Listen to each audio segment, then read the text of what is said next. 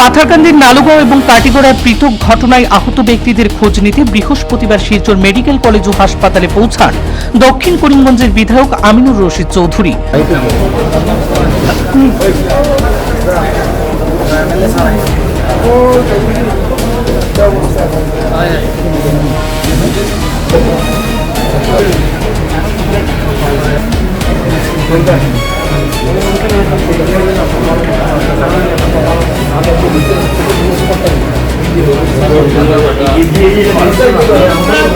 পাথারকান্দির নালুগাঁও কাণ্ডে হাসপাতালে ভর্তি ইসলাম উদ্দিন, আমির উদ্দিন এবং ইমরান হুসেনের সঙ্গে সাক্ষাৎ করে তাদের শারীরিক অবস্থার খোঁজখবর নেন তিনি। পাশাপাশি চিকিৎসা ব্যয় সহায়তার জন্য আর্থিক সহযোগিতাও প্রদান করেন এবং পরিবারের সদস্যদের সঙ্গে কথা বলে প্রয়োজনীয় সহযোগিতার আশ্বাস দেন। এদিন বিধায়ক হাসপাতালের অধ্যক্ষ ডক্টর ভাস্কর গুপ্তার সঙ্গে সাক্ষাৎ করে আহতদের চিকিৎসা সংক্রান্ত বিষয় নিয়ে আলোচনা করেন। প্রয়োজনীয় উন্নত চিকিৎসার ব্যবস্থা করার বিষয়েও মত বিনিময় হয়। বিধায়ক বলেন, আইন নিজের হাতে তুলে নেওয়ার প্রবণতা কোনোভাবেই কাম্য নয়। তিনি প্রশাসনের গৃহীত পদক্ষেপের প্রশংসা করেন এবং ঘটনার সঙ্গে জড়িতদের বিরুদ্ধে আইনানুগত ব্যবস্থা গ্রহণের আহ্বান জানান। এছাড়াও কাটিগড়ায় আহত ইমরান হোসেনের বিষয়ে সংশ্লিষ্ট প্রশাসনিক কর্তৃপক্ষের সঙ্গে আলোচনা করেন তিনি। বিধায়ক বলেন, বরাক উপত্যকায় সাম্প্রদায়িক সম্প্রীতি ও সামাজিক শান্তি বজায় রাখা অত্যন্ত জরুরি।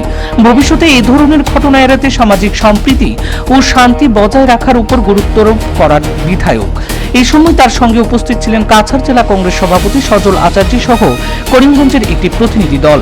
আজকে আমরা শিলচর জেলা কংগ্রেস কমিটির সম্মানিত সভাপতি সজল আচার্য মহাশয়, আমি এবং আমরা করিমগঞ্জ থেকে প্রায় ৩-৪ গাড়ি লোক মামবাড়ি ঘটনায় আহত যে দুইজন আমির উদ্দিন আর আরেকজনের নাম ইসলাম উদ্দিন এবং কাটিগড়ার নাম যেটা ইমরান হোসেন, এই তিনজনকে দেখতে আইছিলাম। দেখিয়ে এখন করছি আপনার একজনের এখনো এয়ারগানের যে গুলিগুলো এখনো বাইর করতে পারছেন না, দুজনেরই এয়ারগানের গুলি আছে।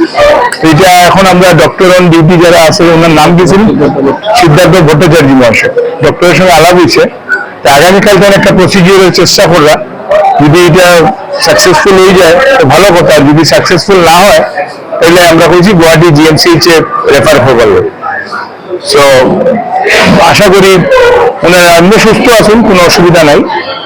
বাকি কালকে প্রসিডিওরের পরে বুঝে যাবে যে শিলচর মেডিকেল কলেজে হইব না এটা গুয়াহাটি রেফার করবো।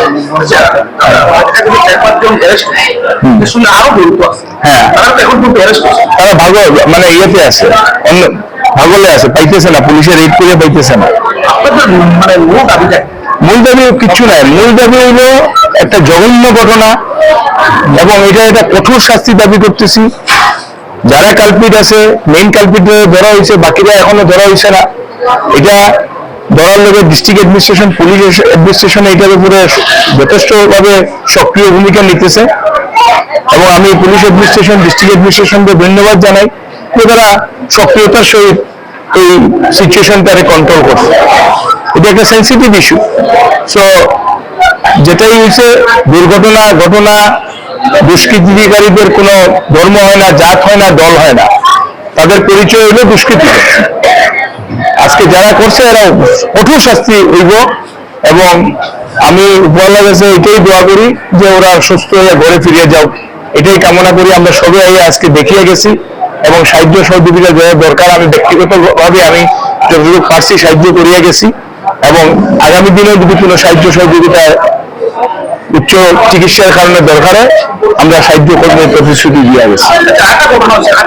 কাটিগড়া আমির এখানে আছে, আমি দেখিয়েছি ওনারা অলরেডি, হ্যাঁ ওনারা কাছাড়ে এটা কেস হয়েছে, আমার তারা এখন মেমোরেন্ডাম দিচ্ছে। আমি কাছাড় এসপির সঙ্গে এখন কথা বলবো, কেন এটারও আমি কঠোর শাস্তি দাবি করবো। কালপিটা অ্যারেস্ট হয়েছে কিনা আমি এখনো আমার কাছে জানি না, হ্যাঁ খবরটা আমার কাছে নাই। আমি এসপির সঙ্গে কথা বলে বুঝতে পারবো, কাছাড় এসপির সঙ্গে এখন কথা বলবো। আসুন, আমি ওনারও হয়ে গেছি, উনিও এসপি মহোদয়ের সঙ্গে আজকে কাছাড় এসপির সঙ্গে এটা নিয়ে আলোচনা করবো। একটা কথা বলি, বরাক উপত্যকার আজ পর্যন্ত এরকম ঘটনার কোনো দৃষ্টান্ত নাই। এটাই প্রথম ঘটনা এবং এটাই শেষ ঘটনা হইতে লাগবে। আমি এটাই আবেদন রাখি আর সবার কাছে যে এটাই শেষ ঘটনা হইতে লাগবো। আর যদি এটা শেষ ঘটনা না হয় তাহলে আমরা আলোচনার মাধ্যমে চিন্তাধারা করবো কিভাবে এইগুলো শেষ করা যায়। ধন্যবাদ।